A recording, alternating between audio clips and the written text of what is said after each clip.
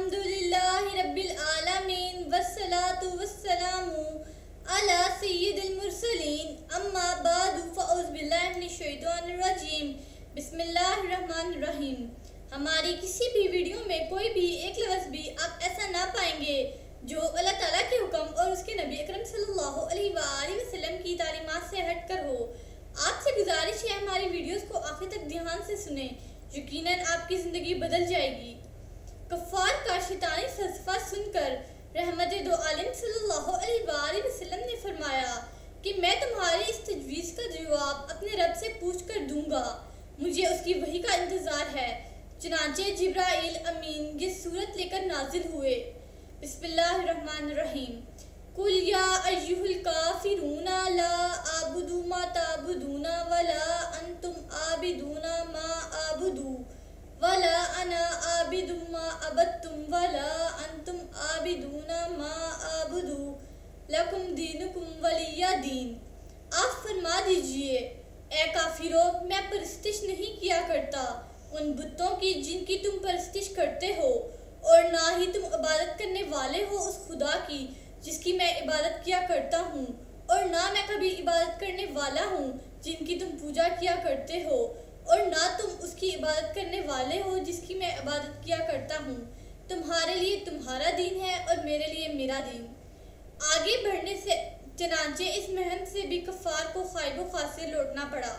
حضور صلی اللہ علیہ وآلہ وسلم کی بعثت کا مقصد یہی تھا کہ انہیں کفر و شرک کی ظلمتوں سے نکال کر توحید کی جگمگاتی ہوئی شاہراہ پر گامزن کر دیا جائے۔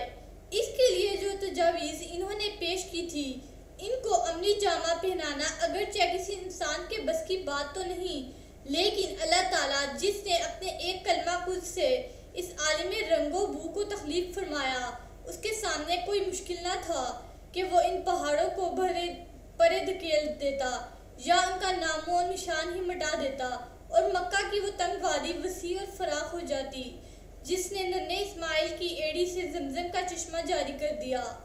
اس کے لیے یہ عمل ہرگز مشکل نہ تھا کہ وہ دریا جاری کر دیتا، اور عیسیٰ علیہ السلام نے اگر مردوں کو زندہ کیا تھا تو اللہ تعالیٰ اپنے محبوب کریم صلی اللہ علیہ وآلہ وسلم کی نبوت کے بارے میں ان لوگوں کے جملہ شکوک دور کرنے کے لیے اگر قصہ اور دیگر چند بزرگوں کو زندہ کر دیتا تو ساری مشکلیں دور ہو جاتی۔ اس میں کیا حکمت ہے کہ اللہ تعالیٰ نے ان کی ان تجاویز کو مسترد کر دیا؟ علماء کرام نے اس کی متعدد حکمتیں بیان کی ہیں۔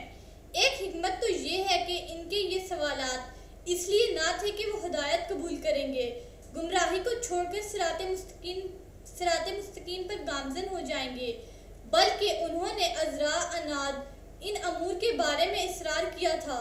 اگر ان کی نیت ہدایت پذیری کی ہوتی تو اللہ تعالیٰ ضرور ان پر نظر رحمت فرماتا، لیکن قدرت اور بدنہاد لوگوں کی ناز برداری نہیں کیا کرتی۔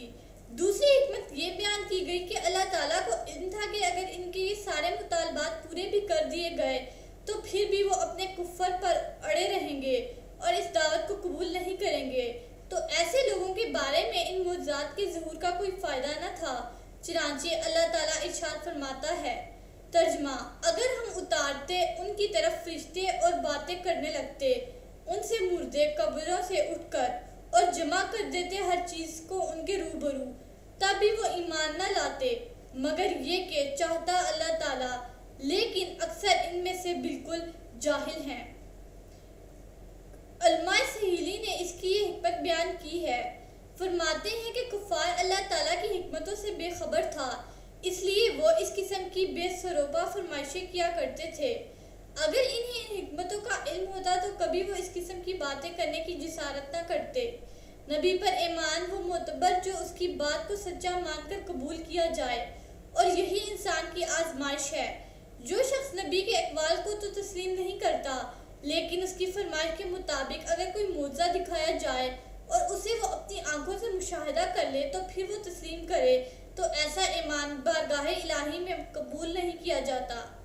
انہیں چاہیے تھا کہ وہ نبی جس کی زندگی کا بہت بڑا حصہ ان کے درمیان گزرا ہے اور اس کے دامن عصمت پر کوئی معمولی سا داغ بھی کہیں نظر نہیں آتا، اس کی زبان سے نکلی ہوئی دعوت کو وہ بے چنو چرا تسلیم کر لیتے۔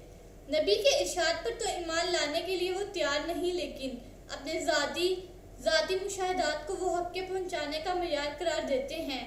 ایسا ایمان اللہ تعالیٰ کی جناب میں منظور نہیں۔ نیز حضور صلی اللہ علیہ وآلہ وسلم نے اس سے پہلے بھی تو بے شمار معجزات دکھائے تھے۔ اگر ان میں ایمان لانے کی صلاحیت ہوتی تو ان معجزات کے مشاہدے کے بعد ذرا تعمیل نہ کرتے اور فوراً اس دعوت کو قبول کر لیتے۔ پہلے معجزات سے انہوں نے فائدہ نہیں اٹھایا تو ان عقل کے اندھوں سے کیا توقع ہو سکتی ہے؟ اگر ان کی یہ فرمائش پوری کر دی جائے تو وہ ایمان لے آئیں گے، کوئی اور عذر لنگ پیش کر کے باطل سے چمٹے نہیں رہیں گے۔ بسم اللہ الرحمن الرحیم۔ صلی اللہ علی حبیبہ سیدنا محمد وآلہ وصحبہ وسلم۔ اس درود پاک کے بے شمار فوائد ہیں۔ اس درود پاک کو کثرت سے پڑھنے والے کو دین و دنیا میں کسی چیز کی کمی نہیں رہتی۔ سکون قلب کی دولت سے مالا مال ہو جاتا ہے، دشمن دوست بن جاتا ہے۔ اگر کوئی چاہے دل کی کدورت، کینہ، دل کا میل، بغض، حسد اور اخلاق رذیلہ دور ہو جائیں تو اس درود پاک کو کثرت سے پڑھیے۔ This durood has numerous benefits. There is no lack of anything in the religion and a word for reciters. Peace becomes rich with the wealth of the heart, and enemy becomes a friend. If anyone wants the darkness of heart, may lies, anger, jealousy, dirt of heart, and ethical behavior get away, so recite this durood frequently. سیرت النبی صلی اللہ علیہ وآلہ وسلم کا یہ سلسلہ جاری رہے گا۔ حضرت محمد خاتم النبیین صلی اللہ علیہ وآلہ وسلم کی حیات طیبہ کا ہر ایک پہلو بیان کیا جائے گا۔ آپ سے گزارش ہے ہمارے ان ویڈیوز کو دیکھتے رہیے۔ اللہ تعالیٰ ہمارا اور آپ کا حامی و ناصر ہو۔ شکریہ۔